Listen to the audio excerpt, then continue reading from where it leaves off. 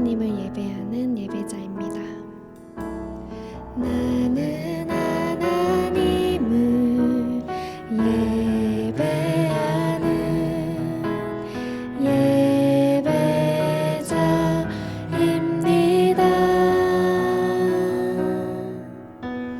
내가 서 있는 곳 어디서나 하나님을 예배합니다.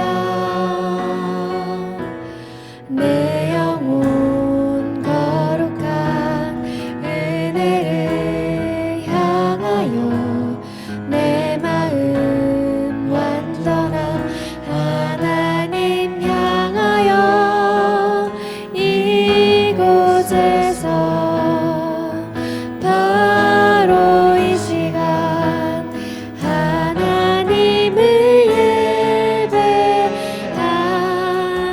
다시 한번 찬양하겠습니다. 나는 하나님을 예배하는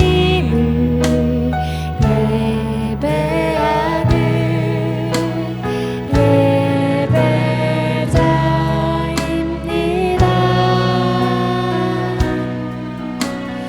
내가 서 있는 곳 어디서나 하나님을 예배합니다.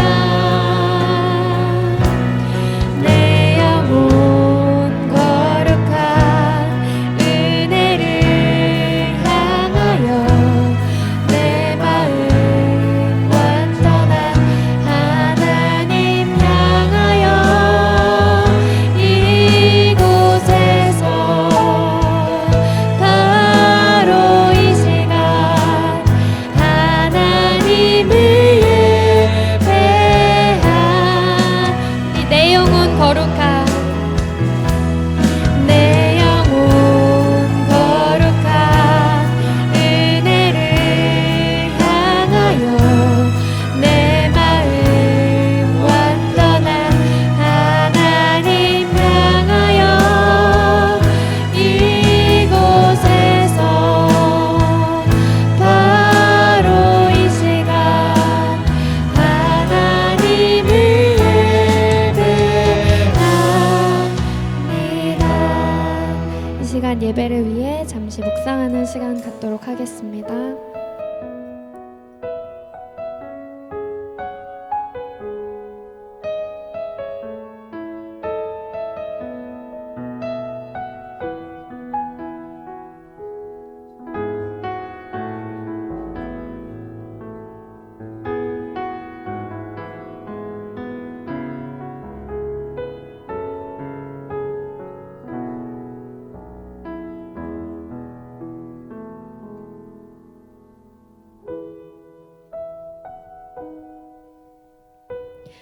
전능하사 천지를 만드신 하나님 아버지를 내가 믿사오며 그 외아들 우리 주 예수 그리스도를 믿사오니 이는 성령으로 잉태하사 동정녀 마리아에게 나시고 본디오 빌라도에게 고난을 받으사 십자가에 못 박혀 죽으시고 장사한 지 사흘 만에 죽은 자 가운데서 다시 살아나시며 하늘에 오르사 전능하신 하나님 우편에 앉아 계시다가 저희로서 산자와 죽은 자를 심판하러 오시리라.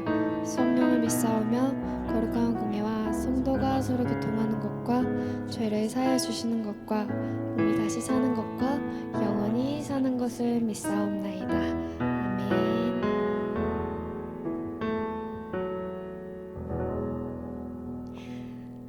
샬롬 여러분들, 이번 주도 너무너무 반갑습니다. 이제 주 하나님 독생자 예수 다 함께 찬양하시면서 오늘의 예배를 또한 즐겁게 나아갑시다. 아멘.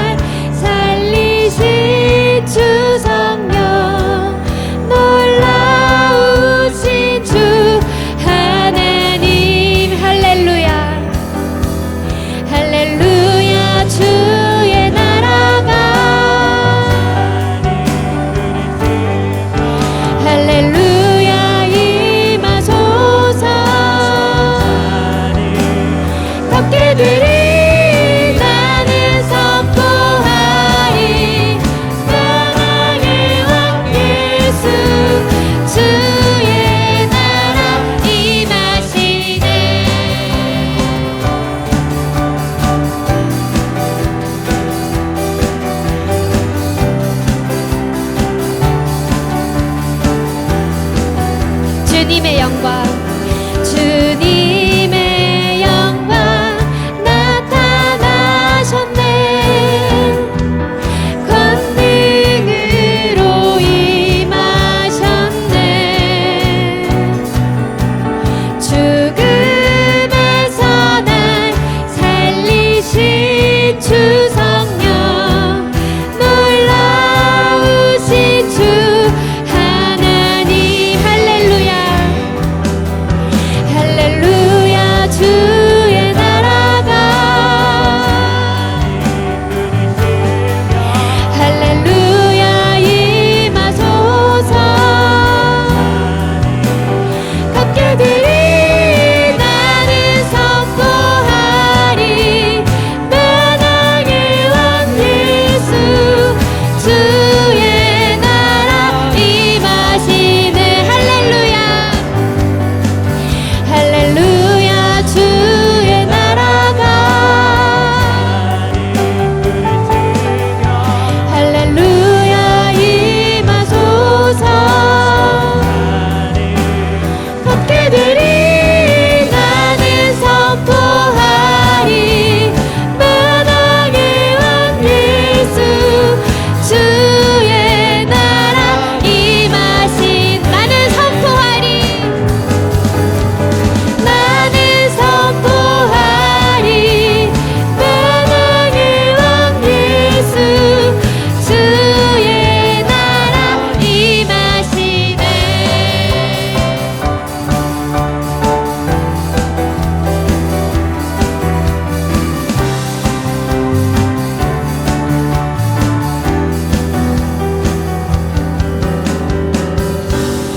아멘 주님께 영광의 박수 올려드리겠습니다.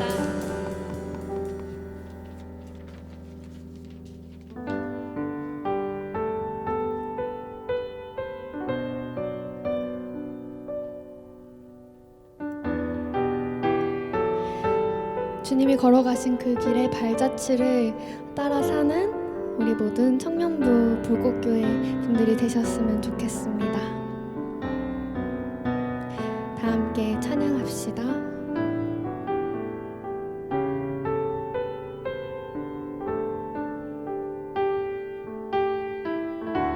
주보혈 주보혈 날 정결케 하고 주보혈 날 자유케 하니 주 앞에 나 예배하는 이 시간 나의 모든 것을 주께 드리네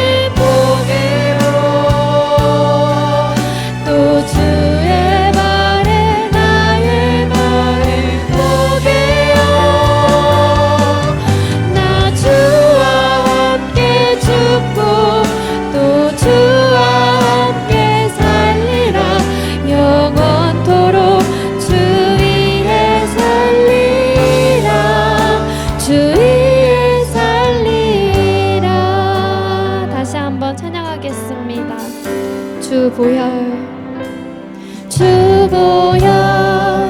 날 정결케 하고 주보혈 날 자유케 하니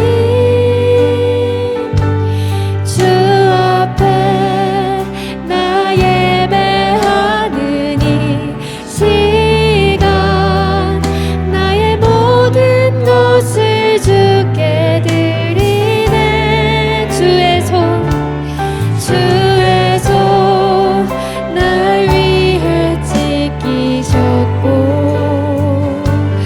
주의 발 날 위해 박히셨으니 이제는 내가 사는 것이 아니요 오직 주를 위해 사는 것이라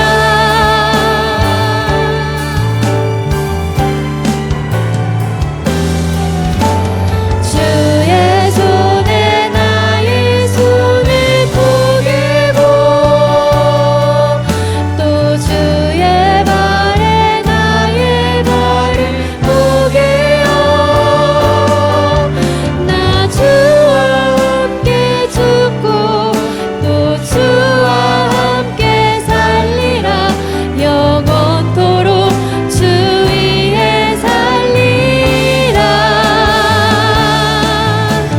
주의 손에 나의 손을 포개고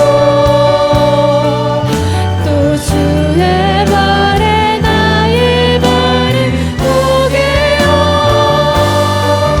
나 주와 함께 죽고 또 주와 함께 살리라 영원토록 주 위에 살리라 주 위에 살리라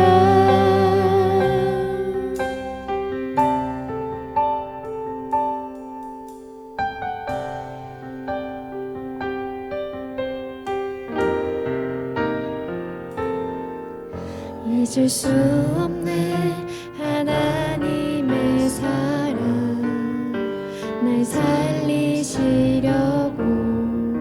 주신 생명 내 십자가 지고 오르신 갈보리 언덕 날 향한 사랑 때문에 우리 때문에 생명 주셨고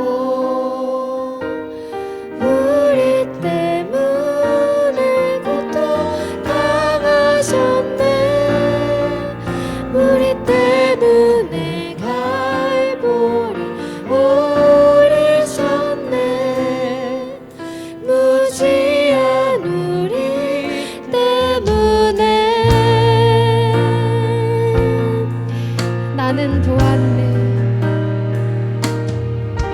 나는 보았네 피 묻은 십자가 날 구하시려고 흘린 사랑 나를 바라보시고 올리신 용서의 눈물 날 향한 사랑 때문에 고백합시다 우리 때문에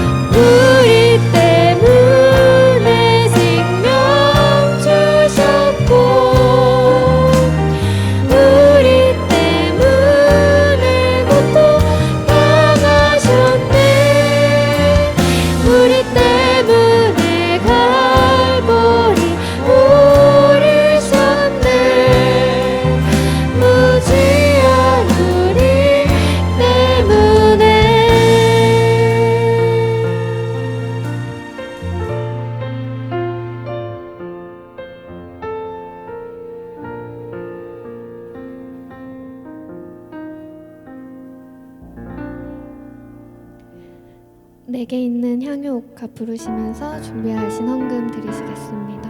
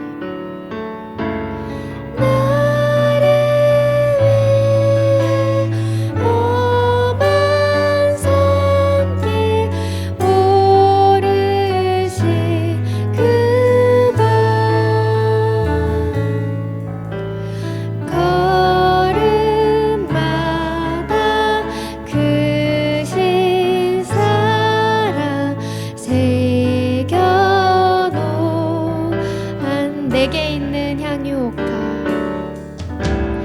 내게 있는 향유 옥합 주께 가져와 그 발 위에 입 맞추고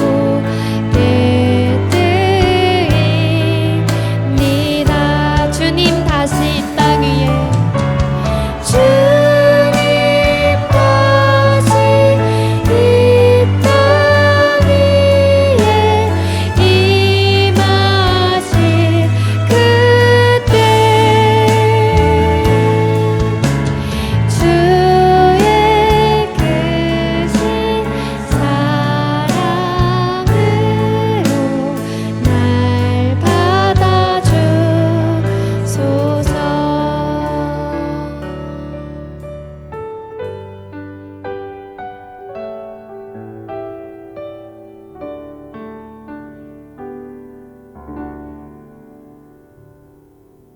기도드리시겠습니다. 하나님 아버지 감사합니다. 이렇게 시국이 혼란스럽고 어려울 때에 영상으로 함께 예배드리게 하시고 아버지의 이름을 찬양하고 말씀을 드릴 수 있게 허락하신 은혜에 감사를 드립니다. 하나님, 저희가 때로는 믿음이 연약하여 세상의 유혹에 쉽게 흔들리는 죄인임을 고백합니다. 비록 몸으로 서로를 만나지 못하지만 상황에 흔들리지 않고 더욱더 담대하고 굳건하게 각자의 자리에서 한 목소리 한 마음으로 예배를 올려드릴 수 있는 우리 불꽃교회 한 사람 한 사람이 될 수 있도록 인도하여 주세요.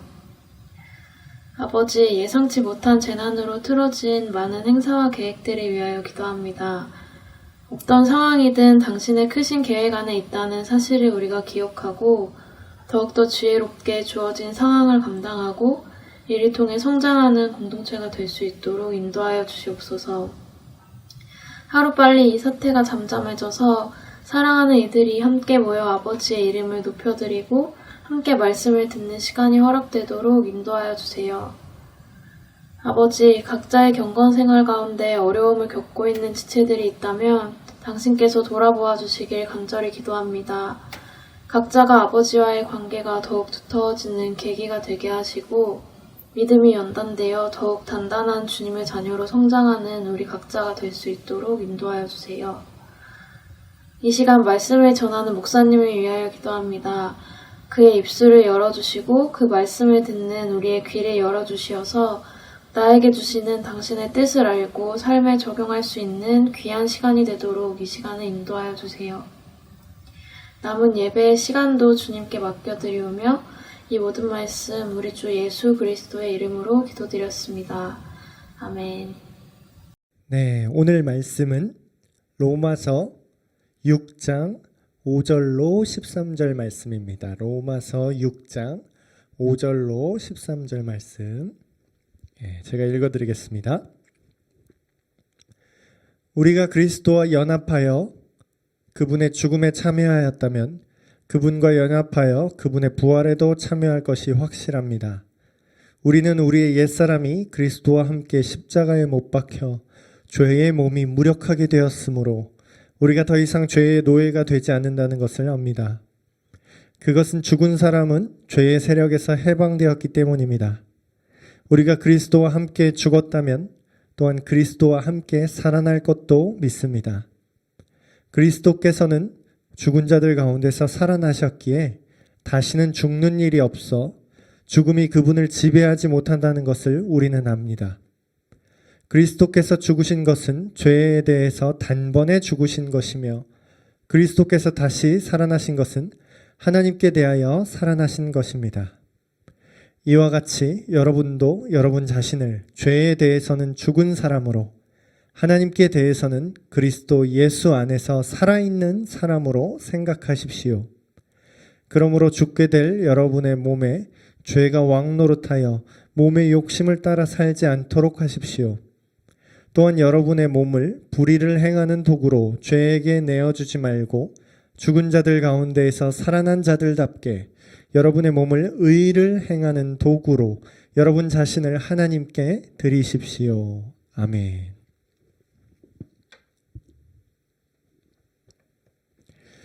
네, 오늘 말씀의 제목은 예수님의 부활, 나의 부활이라는 제목으로 여러분께 말씀을 전하고자 합니다. 오늘이 부활주일이죠. 올해는 참 고난주간도 그렇고 부활주일인데도 불구하고 바이러스로 인해서 예년처럼 특별 새벽 기도에도 모이지 못했고 여러 가지 일들을 많이 못했기 때문에 아무 생각 없이 또 여러분이 또 생활 전선에서 살아가시다가 오늘 부활절인가 싶은 분도 계실 것 같습니다. 부활절마다 항상 모든 교회가 부활에 관한 여러 가지 설교를 하게 되죠. 부활에 대한 예수님의 부활에 대한 그 일화를 얘기한다거나 여러 가지 부활을 기뻐하는, 축하하는, 즐거워하는 그런 행사를 한다거나 그렇게 해왔었는데 올해는 참 그런 부활절 분위기가 잘 나지를 않는 것 같습니다. 매년 찾아오는 이 부활절인데 그렇게 우리가 정신없이 행사를 못하게 된 것만큼 오히려 그 부활의 의미를 더 내면 깊숙이 좀 생각해 볼 수 있는 시간이 됐으면 좋겠습니다. 그래서 부활의 의미에 대해서 우리가 좀 깊게 단순히 축하하고 항상 아는 부활절 그렇게 넘어가는 게 아니라 그 의미를 좀 더 깊게 들어갔으면 좋겠어요. 여러분, 부활의 반대말이 뭘까요? 부활. 죽은 자가 다시 살아나는 불가사의한 일이죠.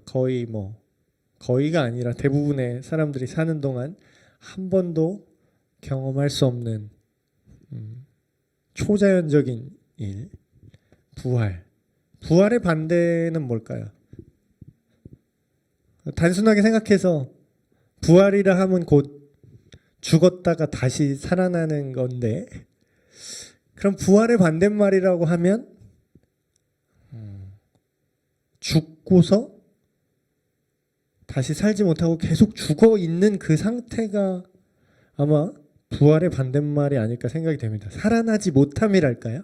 살아나지 못함, 죽음이 확정됨, 그런 것들이 이제 죽은 상태의 지속되는 죽음의 상태, 그게 부활의 반대말인 것 같은데 우리가 부활의 개념을 잘 이해를 하시려면요, 부활의 반대 개념을 먼저 우리가 이해를 해야 될 것 같습니다. 죽음의 의미를 똑바로 이해하지 못하면 부활의 기쁨도 기쁨이지만 부활의 의미조차 잘 이해하지 못할 게 너무나 자명한 일이죠. 부활의 죽음과 생명의 개념, 부활의 개념을 이해하려면 죽음의 개념을 올바로 이해를 하셔야 되고, 생명, 다시 살아나는 그 생명의 의미를 이해하려면 그 생명의 부재 상태인 죽음의 의미를 다시 한번 좀 생각을 해보실 필요가 있습니다. 오늘 우리가 읽은 바울의 그 이야기는 이미 예수님이 부활하신 이후에, 오늘날과 비슷하죠?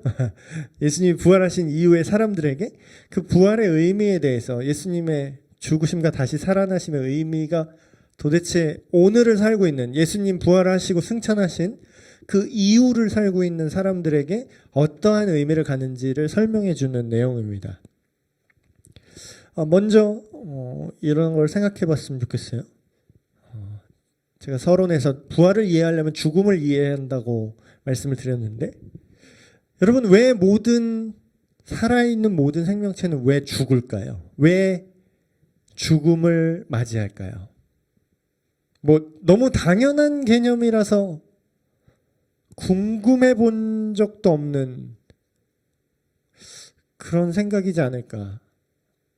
사람은 왜 죽을까요? 사람뿐만 아니라 모든 생명체들은 왜 계속 살지 못하고 죽는 걸까요?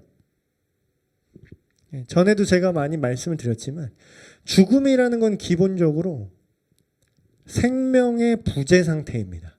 생명의 부재 상태. 생명, 살아있는 그 상태. 근데 성경에서는 어떻게 얘기하냐면, 죽음이 어떻게 시작되었는가. 지금은 너무나도 우리에게 죽음이 당연하죠. 언젠가 사람은 언제나 죽게 마련이다, 이렇게 얘기를 하지만, 사실 그 죽음이라는 것은 성경에 의하면 자연스러운 현상이 아닙니다. 오히려 아주 부자연스러운 현상 중에 하나죠. 죽음이란 개념 자체가. 성경이 말하는 죽음의 시작은 어떻게 시작됐냐면, 원래 인간을 하나님께서 지으셨을 때 인간은 죽지 않고 영원히 살 수 있는 존재로 하나님 창조를 하셨습니다. 근데 생명의 조성자이신 그 하나님과 우리가 단절됨으로 인해서, 그 죄로 인해서 하나님 안에서만 그 생명이 지속될 수 있는데, 그 생명과의 단절이 일어나 버린 거죠. 마치 전원 코드를 뽑아버린 노트북 컴퓨터와 같달까요? 예. 하나님과의 연결 자체가 생명의 근원이고, 그 안에서 우리가 살아가게 하나님께서 디자인을 했는데, 그로 인해서 마치 보조 배터리로 겨우 이제 유지되는 생명 마냥, 뽑아도 당장 컴퓨터가 꺼지진 않죠. 보조 배터리로 버티긴 하지만 뒤집어서 설명하면 100% 확률로 몇 시간 후에는 반드시 전원이 꺼지게 돼 있는 거죠. 다시 그 전원에 연결이 되지 않는다면 말이죠.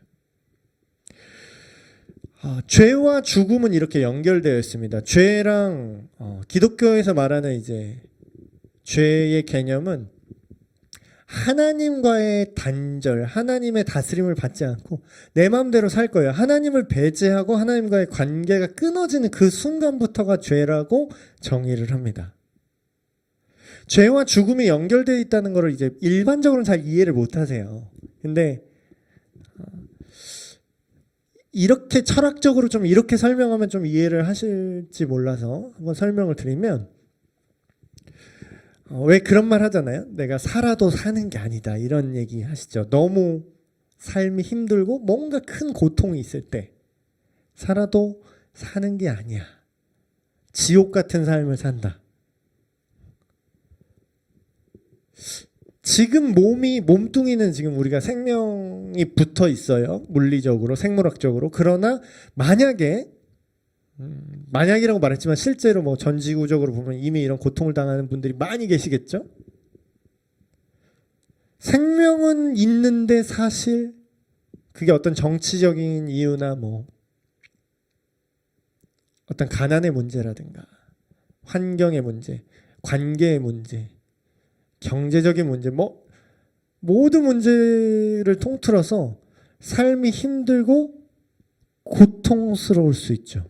그러나 생각을 해보면 그런 겁니다. 살아있으나 죽은 것과 같은 차라리 죽는 게 더 낫다라고 생각될 때 사람들이 또 생명을 스스로 던지시는 분들이 있죠. 그런 참혹한 삶, 지옥 같은 삶, 그게 어떻게 왜 그런 삶이 생겨나는 거죠? 1차적으로는 다른 사람이 누가 나를 힘들게 하는 거잖아요. 타인의 죄, 또한 나 자신의 죄. 나만 의롭고 다른 사람 때문인가요? 내가 가난한 게 다른 사람 탓인가요? 복잡합니다. 다 남 탓만 할 수도 없고요. 또 본인한테만 문제가 있는 것도 아니죠. 모든 게 다 맞물려 돌아가고 있어요. 온 사회의 죄로 인한 고통, 그게 부정부패가 될 수도 있고요. 단순히는 불륜일 수도 있고요. 여러 가지 사람들의 관계 속에서 사회적, 정치적, 경제적, 문화적 여러 가지 이 세상을 살아가는데 결국 그 악한 작은 선택들 하나하나가 모여서 개인과의 관계가 되고 그 관계가 사회적 관계가 되고 그게 국가 차원에 가고 전 세계가 죄로 인해서 고통받고 있죠. 그러다 죽는 거예요. 근본적으로 하나님을 떠나서 자기가 옳은 대로 살아가는 그 삶의 자세 때문에 사람들은 올바른 선한 도덕적 윤리적 판단을 내리지 못할 뿐만 아니라 그 판단을 알아도 뭐가 옳은 건지 어렴풋이 알아도 그대로 살 수가 없게 됩니다. 이제 죽음이 좀 이해가 가시나요? 자연을 파괴해서 질병이 생겨나서 죽음을 앞당기기도 하고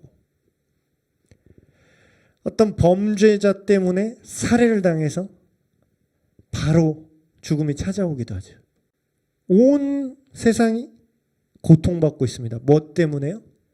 죄로 인해서 죽음이란 개념이 생겨났고 그 죽음이 우리를 계속 지배하고 있다는 거예요. 그래서 곧 죽음의 문제는 죄의 문제입니다. 죄가 하나님을 떠난 그 죄의 근본이 있음으로 인해서 죽음이란 개념이 생겨난 것처럼 결국 이 죽음이라는 것을 해결하기 위해선 죄가 반드시 해결이 돼야 되는 거죠. 기독교 신앙에서 매번 부활절을 우리가 기리고 기념하고 생각하는 이유는 예수님께서 왜 죽으셨냐라는 것을 생각하기 위해서입니다. 예수님의 부활을 우리가 기념하려고 했을 때 먼저 우리가 생각해야 될 것은 예수님이 왜 죽으셨는가를 먼저 생각을 해야겠죠. 예수님이 죽으셨기 때문에 부활을 하셨는데 그렇다면 왜 죽으셨느냐? 지금까지 제가 말씀드린 것처럼 이 모든 하나님을 떠나 오염된 모든 인간의 죄를 대가를 지불해서 그 피를 대신 쏟으셔서 씻어주시기 위해 예수님께서 십자가에 죽으셨다라는 아주 기독교의 핵심 진리를 계속해서 이야기를 하고 있는 것입니다. 그러니까 그분이 죽으신 이유를 먼저 생각하게 되는 거죠. 그분의 부활을 기념하기 전에요. 그분이 왜 죽으셨는지를 먼저 생각을 해야 그분의 부활을 기뻐할 수 있습니다. 그분의 죽음은 우리의 죄 때문이고 우리가 하나님을 버렸다라는 큰 죄를 나 자신이 깨닫게 되는 거예요. 그분의 십자가를 볼 때, 그분의 십자가의 이야기를 들었을 때. 그럼 그걸 내가 하나님을 버린 죄인이구나. 내가 큰 죄를 지었구나. 나는 그냥 그저 되는 대로 착하게 살아가고 그냥 돈 잘 벌고 이 땅에서 사람들이 사이좋게 지내고 근데 그게 되냐 말이죠. 그냥 이렇게 그냥저냥 잘 큰 나쁜 짓 안 저지르고 살면 괜찮을 줄 알았는데 이 사회는 그렇게 녹록하게 돌아가지 않죠. 이래서 우리 모든 인간이 이런 고통 속에 있는 거구나. 상대적으로 내가 조금 더 도덕적이고 상대적으로 조금 더 내가 더 좋은 환경에 있었기 때문에 내 안에 있는 그런 죄악의 본능이 표출되지 않았을 뿐이지. 여러분 일주일 굶으면 도둑질 안 할 것 같으세요? 나 자신의 어떤 알량한 그 윤리의식, 양심, 그것 때문에 내가 죄가 없다고 생각할 수 있다고 느끼십니까? 예, 이 진실을 깨달은 사람들은 예수님께 시선을 고정시킵니다.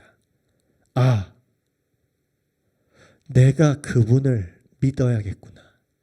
아니, 믿어야겠구나가 아니라 그분이 이런 분이구나. 내가 그분이 이 모든 죄의 문제를, 우리 모든 인간의 이 큰 문제를 해결할 수 있는 그런 큰 일을 하셨구나 라고 눈치를 채는 거죠. 내가 이런 사실을 믿어야겠다라고 의지적으로 믿는 게 아니라 믿어지는 겁니다. 그럴 때 어떻게 되죠? 돌이키는 거예요. 다시 하나님께로. 이걸 뭐라고 하면 이걸 회개라고 합니다. 내가 죽었어야 할 죄인이라는 이 자기 인식이 있어야만 회개가 가능하죠. 이런 회개가 일어나고 예수님을 믿는다면 그때 어떤 일이 일어나면 그분의 죽음에 우리가 참여하게 됩니다. 이게 무슨 뜻이냐면 그분이 십자가에서 왜 죽으셔야 됐냐? 나 때문에 내 죄 때문에 그분이 대신 죽으셨다는 걸 내가 알고 믿고 너무 죄송하고 내가 주님께 항복하기 때문에 그분의 죽음이 나의 죽음이 되는 거예요. 그래서 내가 죽었어야 될 그 죽음을 예수님께서 대신 죽어주셨구나. 그럴 때 그분의 죽음에 우리가 함께하는 겁니다. 실제로 예수님을 믿을 때 우리가 우리의 죄악된 자아는 예수님과 함께 그 예수님의 십자가에서 죽임을 당한 것과 같습니다. 여러분 이게 또 오해하지 마셔야 될 게 이게 주술이 아니에요, 여러분. 이게 주술이 아니라 마음과 정서의 문제입니다. 마음과 정서의 문제. 내가 죄인이라고? 교리적으로 그냥 쉽게 들어가지고 그래 내가 죄인인데 나 대신 예수님이 죽으셨다고? 감사하네. 이렇게 쉽게 받아들일 만한 문제가 아니죠. 마치 주문 외우듯이 그 사실을 내가 믿고 부적 쓰듯이 그래 예수님이 그러셨다고? 그래요. 인정합니다. 그러니까 이것만 이렇게 인정만 하면 되는 거죠? 이게 아니라는 거예요. 마음의 변화가 일어난 거죠. 예수님께서는 죄가 없는 하나님이시기 때문에 죽음이 그분을 붙잡아 놓을 수가 없었습니다. 왜냐하면 그분은 생명의 설계자, 그분이 생명의 근원이신 하나님이시기 때문에 너무나 당연하게도 그분 다시 부활하셨고 그분의 부활하심으로 인해서 우리가 그분의 부활을 확인함으로 인해서 실제로 그분이 모든 인류의 죄를 대신 짊어질 수 있는 죄 없는 존재, 그러니까 하나님이시라는 그것이 증명된 거죠. 그분이 만약에 부활하지 못하셨으면 그냥 그분은 그냥 인간이에요. 그냥 인간. 신이 아니라고요. 마치 부처와 같이. 그래서 4대 성인쯤 되는 거죠. 진짜. 부활이 거짓말일 때.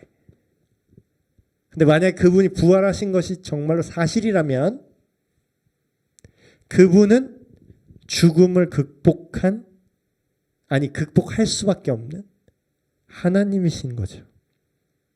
따라서 그분의 부활이 명확한 사실일 때 우리의 죄악된 자도 함께 예수님의 십자가 안에서 죽고 우리도 하나님이신 예수님께서 다시 살아나신 것처럼 다시 부활하신 것처럼 우리도 하나님의 자녀로서 다시 새롭게 살아나게 된다. 영적으로, 정서적으로, 그리고 나중에는 육체적으로도. 우리가 마지막 때에 몸의 부활을 믿습니다라고 사도신경 오늘도 예배 때, 매번 예배 때 여러분 고백하시죠? 근데 죽음 이후에 그 어느 날 예수님께서 재림하실 때 이 세상이 끝나고 최후 심판 이후에 우리가 부활한다는 것만 생각한다면 그 예수님이 우리에게 주신 부활의 의미를 반쪽만 알고 있는 것입니다. 부활은 지금 이 순간부터 부활의 삶을 사셔야 돼요. 현재 내가 예수님을 믿는 그 시점부터 사실상 우리는 부활된 거죠.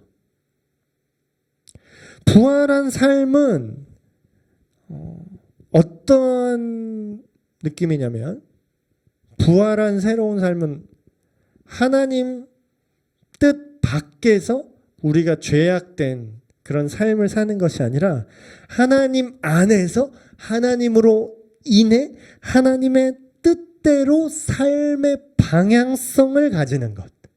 그게 부활이 약속된 거듭난 진짜 예수님을 믿는 그리스도인의 삶이죠.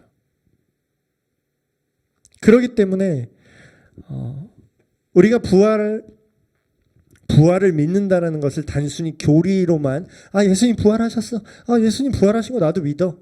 성경에 그렇게 써있다네. 내가 확인할 길은 없지만 그런 느낌이 아니라 오늘을 살아가는 나에게도 부활의 능력으로 죄로부터 자유를 얻고 죄악된 나의 자아는 죽고 다시 하나님의 자녀로서의 정체성을 가진 새롭게 된 내가 부활한 삶을 살아가는 거죠. 근데 양극단의 잘못된 생각들이 있습니다. 첫 번째는 이런 생각이죠. 부활의 교리라는 걸 내가 믿어. 교리적으로 믿는데 거의 주술 믿듯이 믿는 거예요. 내가 죄를 지어도 알아서 내가 부활의 교리를 내가 믿으니까 부활의 교리를 내가 믿으니까 내가 죄를 지어도 내가 알아서 선하게 살 수 있다라고 알아서 선하게 될 거라는 착각. 요게 하나의 극단이고 또 반대 극단이 있습니다. 그건 뭐냐면 예수님이 이렇게 부활을 하셨으니까 너의 힘으로 죄 짓지 말고 착하게 살아야 된다? 하나님이 이렇게까지 하셨는데 너 똑바로 안 해? 하나님께서 이렇게까지 하셨는데 너 이렇게 할 거야? 너 똑바로 해. 너 똑바로 살아야 돼. 네 힘으로. 근데 둘 다 뭔가 정확하진 않죠.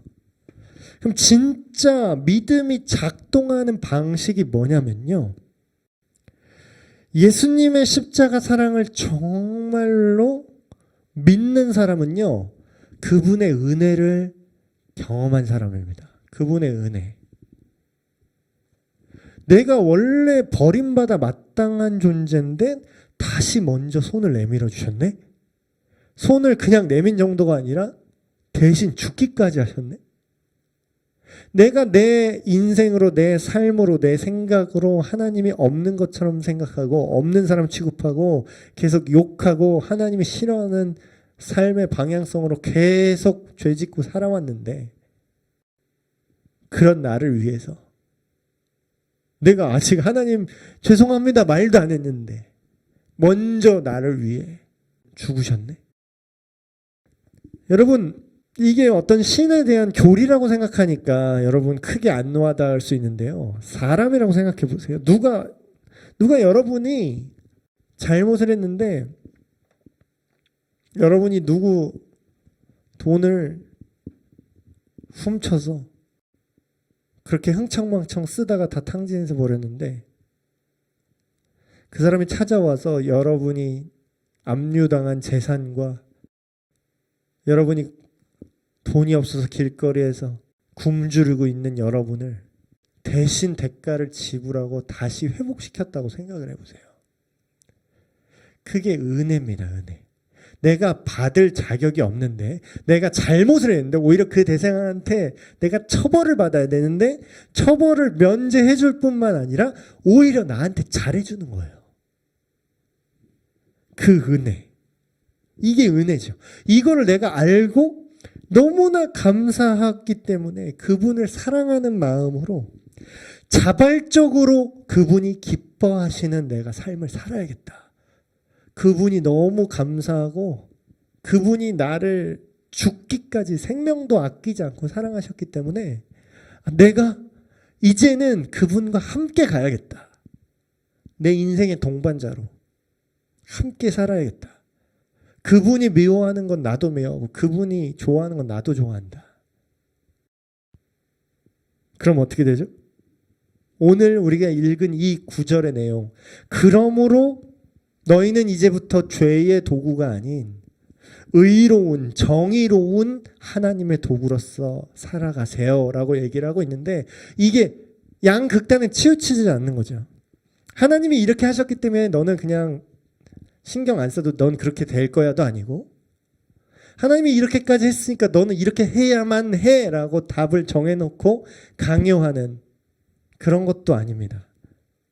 진짜 믿음이 작동하는 방식은 그분의 사랑이 너무나 크고 그분의 죽으심과 그분의 다시 사심이 너무나도 감사하고 너무 기쁜 소식이라서 내가 이전처럼 더 이상 살 수가 없게 되는 거예요. 이거는 마음의 문제고요. 이거는 정서의 문제고요.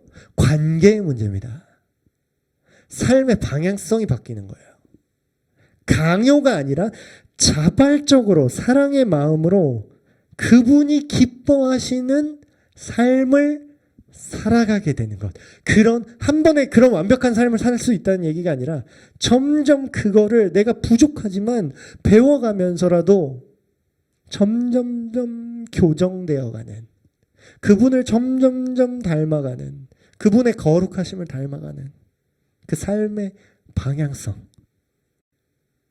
이거는 주술도 아니고요. 이건 어떤 종교 노름도 아니고 어떤 철학도 아니고요. 실제입니다. 실제. 예수님이 죽으심이 실제인 것처럼 역사적 사건이자 부인할 수 없는 실제죠. 그분의 부활도 역사적으로 부인할 수 없는 증거를 갖고 있고요. 그분의 부활도 신화와 종교적 서술이 아닌 실제입니다. 그럼 어떻게 될까요? 그분의 죽으심도 사실이고 그분의 다시 살아나심도 사실이라면 오늘 우리가 읽은 성경 구절처럼 우리 또한 우리의 삶이 그분을 믿는 믿음 안에서 반드시 의롭게 변화될 것이라는 것을 소망할 수 있습니다. 여러분, 말씀을 마무리 맺겠습니다. 여러분, 죽지 않으면 부활도 없습니다. 그 말은 다시 말하면 내가 지금 살아있으나, 생물학적으로 살아있으나 내가 죽음을 향해 달려가고 있다. 죽을 수밖에 없는 존재다. 그리고 생물학적 죽음뿐만 아니라 사회적 죽음, 도덕적 죽음. 살아있지만, 몸뚱이는 살아있지만 우리의 양심과 우리의 도덕과 우리의 삶의 모든 방향성이 문제가 있다. 이게 살았으나 죽은 것과 같다. 이걸 인정해야만 회개할 수 있어요. 회개하고 예수님께 항복하고 하나님께로 달려가야만 다시 살아나는 부활을 경험하실 수 있습니다. 내가 죽지 않았다라고 생각한다면, 내가 죽음을 경험하지 않으면요, 부활도 경험할 수 없습니다. 내가 회개하지 않으면요, 구원받는 것은 불가능합니다. 내가 잘못했다고 인정하지 않으면요, 죄를 용서받을 수도 없습니다. 죄악된 나의 자아가 죽어야 예수님 안에서 하나님의 자녀로서 다시 살아날 수 있습니다. 예수님의 죄 없는 죽으심은 죄 많은 나의 죽음이었어야만 합니다. 그럼에도 불구하고 믿음으로, 그 사실을 믿음으로 주님 앞에 무릎을 꿇고 회개하는 사람에게 값없는 은혜와 용서를 베풀어 주시려고 예수님은 다시 부활하셨습니다. 그분이 부활하심으로 인해서 그분의 죄 없는 것이 온 세상에 드러나셨고 그분이 하나님이시라는 사실이 확정되었습니다. 우리는 그걸 보고, 그분의 부활을 보고 그분의 하신 말씀을 믿을 수가 있습니다. 그분의 약속을, 믿을 수 없을 만큼 놀라운 그분의 약속을 우리는 믿을 수 있습니다. 그분의 부활의 능력과 그분의 생명의 능력을 우리는 선물로 받을 수 있게 됐습니다. 예수님과 함께, 예수님 안에서 죄악된 나의 자아는 죽음을 맞이하고 예수님과 함께 하나님의 자녀로 부활 생명 누리는 저와 여러분이 되시기를 간절히 바랍니다. 기도하겠습니다. 하나님 아버지, 우리가 값없이 주신 선물로 우리에게 생명이 주어져서 하루하루 살아가고 있습니다. 그러나 값없이 주어졌기 때문에 그것이 곧 내 것인 양 하나님을 인정하지 않고 생명의 주권자 되신, 주인 되신 하나님을 무시하고 오히려 다른 것들을 우상으로 삼아 더욱더 사랑하고 경배하고 숭배했던 우리의 악한 삶을 다시 한번 주님 앞에 내려놓습니다. 이제 주님 앞에 다시 한번 두 손 들고 나옵니다. 하나님을 떠나 우리의 내면과 우리의 정서와 우리의 행동과 우리의 삶의 모든 방향성이 오염되었음을 인정합니다. 하나님, 우리의 이 모든 죄악을 대신 해결하시기 위해서 죽으신 예수님을 우리가 기억하기 원합니다. 예수님의 죽으심이 우리의 죽으심, 예수님의 죽으심이 우리의 죽음 때문이었음을, 그 십자가는 예수님이 아닌 내가 달려 죽었어야만 했던 십자가라는 것을 우리가 믿음으로 깨달아 알게 하여 주시옵소서. 주님께 회개하는 심령으로 나오는 모든 영혼들에게 주님의 그런 값없는 용서하심이, 그 구원의 은혜가 임하게 하여 주시옵소서. 나는 죽고 예수님 안에서 다시 부활의 능력으로 오늘을 살아가게 하시고, 또한 영원한 하나님 나라에서 죽음 이후에도 다시 몸을 살리실 주님을 소망하면서 이제부터 영원까지 부활의 생명을 누리는 우리 모두가 되게 하여 주시옵소서. 우리 주 예수 그리스도의 이름으로 기도하옵나이다. 아멘.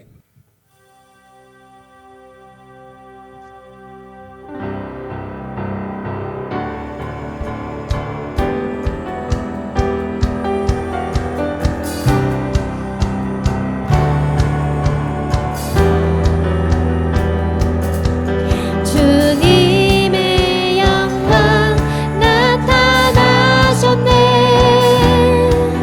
권능으로 임하시네.